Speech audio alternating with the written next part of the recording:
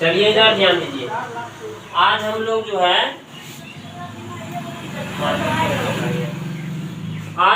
है सेट 2 पढ़ रहे हैं, ठीक है ना। पास्ट इम्परफेक्ट टेंस का क्या है, सेट 2 पढ़ रहे हैं। सेट 2 का मतलब क्या होता है मनीष? सेट 2 का मतलब क्या होगा? Negative form. नेगेटिव का मतलब क्या होता है?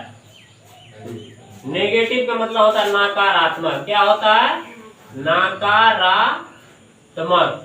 नेगेटिव का मतलब नकारात्मक और रूप फॉर्म का मतलब रूप। यानी अब जो यहाँ पर हम लोग वाक्य बनाएंगे, सारा में नहीं नहीं लगा हुआ रहेगा, यानी नॉट का प्रयोग हम लोग करेंगे। सेट 1 में हम लोग क्या करते थे? नॉट का प्रयोग नहीं करते थे, अफर्मेटिव था। यहाँ पर नॉट का प्रयोग करना है, इसीलिए सेट 2 नेगेटिव फॉर्म हो जाता है। और ऐसा का फुल फॉर्म आप लोग को मालूम ही है, स्ट्रक्चर या फॉर्मूला। ऐसा का फुल फॉर्म क्या होता है? स्ट्रक्चर या फॉर्मूला। अब इसका हम लोग स्ट्रक्चर देखेंगे। सबसे पहले एस होता है, एस मीन सब्जेक्ट होता है, S for subject. A B यानी एक्सिलरी वर्ब। तो इस टेंस के लिए हम लोग एक्सिलरी वर्ब जो है वाज और वेयर का प्रयोग करते हैं। किसका प्रयोग करते हैं? वाज और वेयर का प्रयोग करते हैं। और नेगेटिव फॉर्म है तो प्लस नॉट का तो प्रयोग करना ही होगा, है ना। अब प्लस V4 यानी वर्ब का चौथा रूप का प्रयोग करेंगे, ठीक है। अब एसटी मीन्स क्या है? सेंटेंस या ट्रांसलेशन, है कि नहीं। अब इसमें ट्रांसलेशन लिखे, मैं नहीं पढ़ा रहा था, हम लोग नहीं जा रहे थे, तुम नहीं हंस रहा था, तुम लोग नहीं खेल रहे थे, वह नहीं बातचीत कर रही थी, वह नहीं खरीद रहा था, वर्षा नहीं हो रही थी, वे लोग नहीं दौड़ रहे थे, किसान नहीं सींच रहे थे। सींचना का मतलब जो पटाना वगैरह होता है, फसल में जो पानी पटाते हैं उसी को सींचना बोलते हैं, है कि नहीं। नौकर नहीं ला रहा था।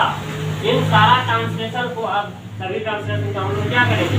इस फॉर्मूला पर बनाएंगे। इसके अलावा और भी ट्रांसलेशन जब आपको बनाना है तो आप जो है किताब से बना सकते हैं, देख सकते हैं। फिर जहाँ दिक्कत होगा पूछिए, फिर हम बताएंगे। अब देखिए इस फॉर्मूला पर हम लोग क्या करेंगे, एक तो ट्रांसलेशन बनाते हैं एक तो बात, फिर आप लोग बाद में क्या बनाइए। सबसे पहले क्या है मनीष? एस है, एस फॉर सब्जेक्ट। इस बात में यहाँ से यहाँ तक सब्जेक्ट क्या हो गया? मैं हो गया, तो मैं का इंग्लिश क्या होगा? तो यहाँ आई लिखेंगे। अब उसके बाद ए भी यानी ऑक्सिलरी वर्ब, इसमें वाज और वेयर है, तो आई के साथ क्या लगाइएगा? वाज की वेयर, वाज, तो आई वाज हो गया। उसके बाद नोट है तो नोट को देना ही है कि नहीं। उसके बाद V4 है, तो V4 यानी क्रिया का चौथा रूप। इसमें यहाँ इस वाक्य में यहाँ से यहाँ तक तो क्रिया कौन सा है? पढ़ना है, तो पढ़ा को पढ़ा उस टेंस में बनाते हैं तो उस अनुसार से लिखना पड़ता है। पढ़ना का रीड होता है, और पढ़ाना तो पढ़ाने का ना काम कर रहे हैं, तो टीच हो जाएगा, तो V4 टीचिंग हो जाएगा, ठीक है ना। इस तरह से आप जो है यहाँ तक बनाइए आप लोग, ठीक है।